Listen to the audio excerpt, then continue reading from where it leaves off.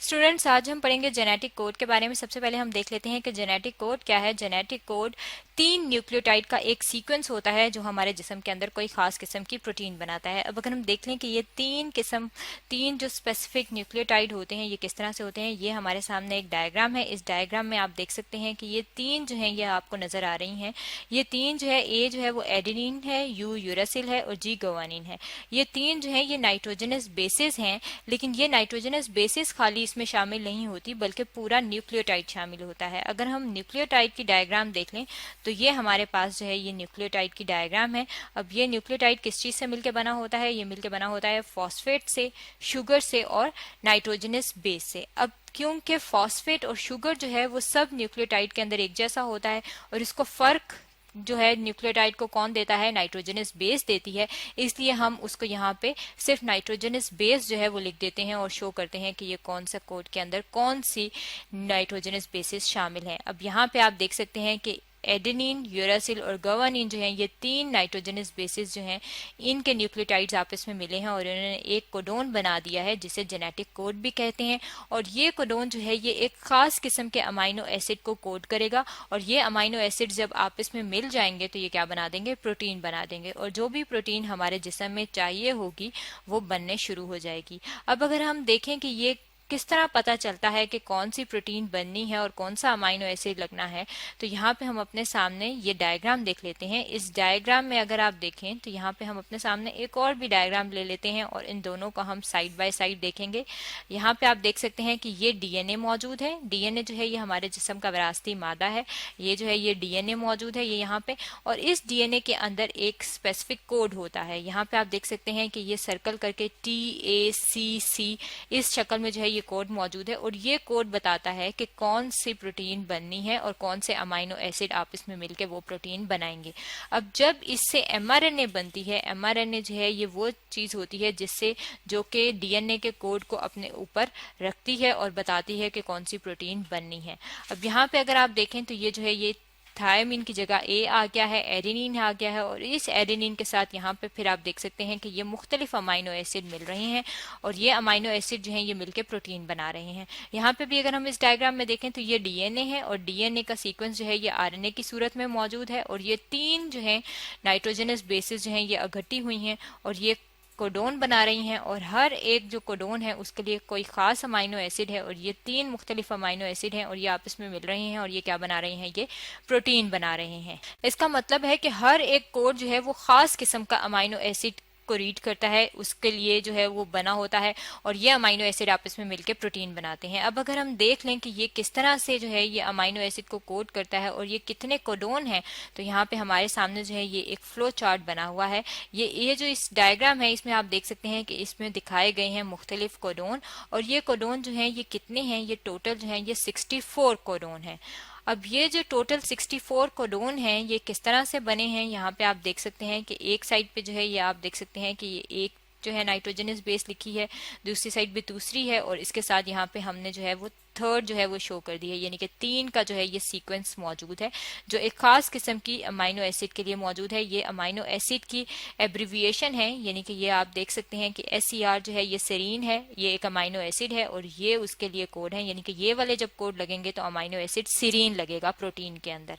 इसी तरह से ये मेथियोनिन है, यहाँ पे आप देख सकते हैं ये ग्लाइसिन है, ये आर्जिनिन है और ये टोटल जो कोडोन है वो कितने हैं? वो है 64 और अमाइनो एसिड कितने हैं? अमाइनो एसिड 20 है।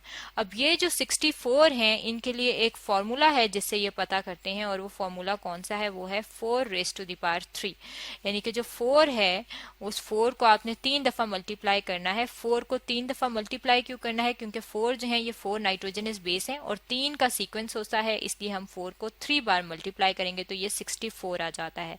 अब ये जो 64 हैं इनमें से जो 61 होते हैं वो सेंस कोडोन होते हैं। सेंस कोडोन का क्या मतलब होता है? कि वो किसी न किसी अमाइनो एसिड को कोड करेंगे, लेकिन जो 61 हैं उन ये तो सेंस करेंगे और किसी न किसी अमाइनो एसिड को बनाएंगे और वो प्रोटीन बनाने में शामिल हो जाएंगे, लेकिन जो बाकी तीन होते हैं 64 में से जो 61 निकाल के जो तीन बच जाते हैं वो होते हैं स्टॉप कोडोन। और इनका क्या काम होता है? ये जो प्रोटीन फॉर्मेशन शुरू होती है उसको इनमें से कुछ जो होते हैं वो शुरू करते हैं और स्टॉप जो है वो उनको बंद करते हैं। स्टॉप इनका नाम इसलिए है कि जो प्रोटीन की सिंथेसिस होगी उसको ये स्टॉप कर देंगे। यहाँ पे अगर आप देखें तो जहाँ पे स्टॉप लिखा है वो क्या है, वो स्टॉप कोडॉन है। जैसे कि ये जो है यहाँ पे आप देख सकते हैं, अगर हम इसको अंडरलाइन कर दें तो ये जो है ये स्टॉप कोडॉन जो है वो ये 3 है, यानी कि ये 3 जब लगेंगे प्रोटीन फॉर्मेशन में, जब ये आएंगे तो प्रोटीन की सिंथेसिस बंद हो जाएगी। अब ये जो जेनेटिक कोड है ये यूनिवर्सल होता है। यूनिवर्सल होने का क्या मतलब है कि ये एक जैसा होता है। यहाँ पे अगर हम देख लें इस डायग्राम में तो यहाँ पे आप देख सकते हैं कि ये जेनेटिक कोड जो है ये यहाँ पे दिखा रहे हैं कि ये जेनेटिक कोड लग रहा है। अब जेनेटिक कोड यूनिवर्सल में आप ये देख सकते हैं कि ये मेथियोनिन जो है ये एक अमाइनो एसिड है जो कि जिसको AUG कोड कर रहा है, और ये क्या चीज है, ये प्रोटीन की चेन बन रही है और इसी तरह से ये अमाइनो एसिड लगते जाएंगे और ये प्रोटीन की चेन बनती जाएगी। और ये जो AUG है इसका, जिसे हम मेथियोनिन कहते हैं, इसे हम स्टार्ट कोडोन भी कहते हैं, यानी कि ये स्टार्ट करता है प्रोटीन की सिंथेसिस। अब जब प्रोटीन की सिंथेसिस स्टार्ट होती है और अमाइनो एसिड डलते जाते हैं तो इस तरह से ये जो है ये देख सकते हैं आप इस डायग्राम में कि ये अमाइनो एसिड डल गए हैं। इसमें भी आपको नजर आ रहे हैं और इसमें भी आपको नजर आ रहे हैं। ये भी प्रोटीन की एक चेन है और ये भी एक प्रोटीन की चेन को शो कर है। लेकिन इन दोनों में अगर आप देखें तो इन दोनों में डिफरेंस है और दोनों दो अलग किस्म की प्रोटीन बना रही हैं। और दो अलग किस्म की प्रोटीन क्यों बना रही हैं, दो अलग किस्म की इसलिए बना रही हैं क्योंकि इनके अंदर जो अमाइनो एसिड की तरतीब है वो फर्क है। यहाँ पे आप देखें तो पहले मेथियोनिन है, फिर लाइसिन है, फिर एलानाइन है, और यहाँ पे अगर आप देखें तो पहले लाइसिन है। इसका मतलब है कि अमाइनो एसिड का सीक्वेंस अगर मुख्तलिफ होगा तो प्रोटीन मुख्तलिफ बनेगी। और अमाइनो एसिड कौन सा आना है ये कौन डिसाइड करता है, ये जेनेटिक कोड डिसाइड करता है कि जो जेनेटिक कोड होगा उसी लिहाज से उसका अमाइनो एसिड आता है। अब अगर हम बात करें एक ऑर्गेनेली की, तो सेल के अंदर एक ऑर्गेनेली मौजूद होती है जिससे कहा जाता है माइटोकॉन्ड्रिया। यहाँ पे अगर आप इस डायग्राम में देखें तो ये आपको माइटोकॉन्ड्रिया नजर आ रहा है। माइटोकॉन्ड्रिया की अगर हम बात करें तो उसके अंदर भी उसका भी जेनेटिक कोड है और वो भी कुछ खास किस्म की प्रोटीन को सिंथेसाइज करता है। लेकिन इसके अंदर जो है वो जेनेटिक कोड हम कहते हैं कि यूनिवर्सल नहीं होता। यूनिवर्सल ना होने का मतलब है कि जो हमने पहले पढ़े थे कोडोन, उनके और इसमें के कोडोन में थोड़ा सा फर्क होता है। फर्क क्या होता है कि UGA जो है, जो एक कोडोन है जो कि नॉर्मली स्टॉप कोडोन है, जो कि प्रोटीन की सिंथेसिस को रोकता है, वो माइटोकॉन्ड्रिया के अंदर क्या करता है, माइटोकॉन्ड्रिया के अंदर ये स्टॉप कोडोन नहीं है बल्कि ये एक प्रोटीन की सिंथेसिस करता है। और ये क्या चीज करता है, ये अमाइनो एसिड शामिल करता है प्रोटीन के अंदर। वो कौन सा है, वो है ट्रिप्टोफैन। यानी कि इसके अंदर जो हम कहते हैं कि जेनेटिक कोड यूनिवर्सल है, माइटोकॉन्ड्रिया पे वो चीज लागू नहीं होती। और माइटोकॉन्ड्रिया का जो जेनेटिक कोड है वो फर्क है, यानी कि उसके अंदर ये जो आप देख सकते हैं ये वाला जो जेनेटिक कोड है, जेनेटिक कोडोन है, उसका ये फर्क है। इसका मतलब है कि जो भी प्रोटीन बनती है वो कौन डिसाइड करता है, वो डिसाइड करता है जेनेटिक कोड। और जेनेटिक कोड जो है वो प्रोटीन बनाने में बहुत अहम किरदार अदा करता है। ये तो था जेनेटिक कोड के बारे में जो आज हमने पढ़ा है।